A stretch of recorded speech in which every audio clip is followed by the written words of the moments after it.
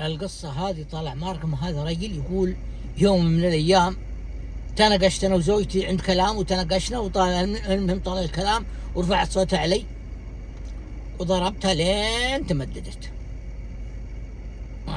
طحت على الفراش ما عاد تتحرك. قال وانا اطلع وانا افتح الباب حق الحوش بس اشغل سيارتي وبروح ما ادري وين اروح. يقول ما عاد ابغى اقعد في البيت.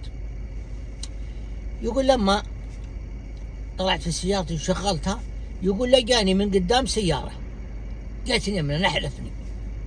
يقول تمشي لين وقفت عندي. يقول يوم وقفت سبحان الله العظيم لها ابو البنت وامها. يقول يوم شفتهم سنس مطبقين على الارض. وش اقول الحين؟ الحرمه الطاقه ضاربها لين خالت امداد ما تقدر تقوم. والحين بتعلمهم وبتصير مشكله كبيره. يقول والله اني ما ارحبهم لكن ما ابغى لهم شوف. يقول بس والله ما غير اتكلم كذا ما ادري وش اقول.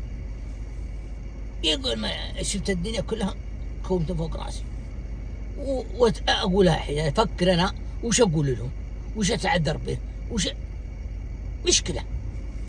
يقول المهم وانا قلطهم في المجلس. يقول وانا قلطهم في المجلس وانا اجلس معاهم نسولف.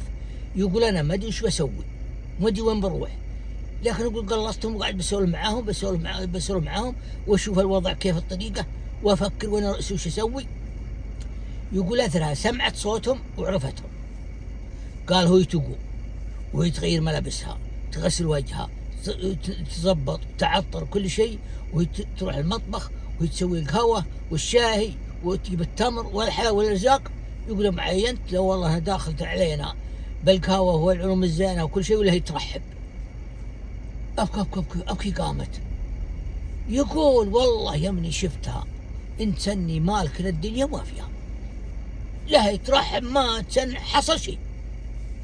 قال وتقعد تصب القهوه وقالت روح جيب الغداء دورنا غداء انا بصب القهوه لابوي وامي روح. قلت ابشري والله. يقول انا اروح انطقها كالطلي وانا اوديها المطبخ نطبخه كل شيء. يقول وانا اجيبه ونتغدى ونعيم الله خير ما كان حصل شيء مره. لما تغدى وخلصوا واستاذنوا ومشوا وانا ناديها قلت تطلعي وين؟ قلت اركبي اروح مشوار قريب. قال وانا اركبها وانا اروح لين دخلت سوق الذهب قلتها انزلي ثم اللي يصلح تاخذي واجد ولا قليل اي شيء يصلح من الذهب ذا شيلي. يقول هي تاخذ الحاجات اللي هي تبغاها. قال وانا حاسب فيها احنا نرجع لبيتنا. انا اقول الحرمه هذه والله شكلها انه قليل قسم بالله وانها تستاهل ذهب وتستاهل امور كثيره وتستاهل كل شيء. لو ان واحد غيرها كان قامت تصيح وجت عند امها وابوها وقال سوابي وفعل بي وذبحني ووداني وصرخني حطت كل شيء في ظهر الرجل ذا لكن هي المخطئه.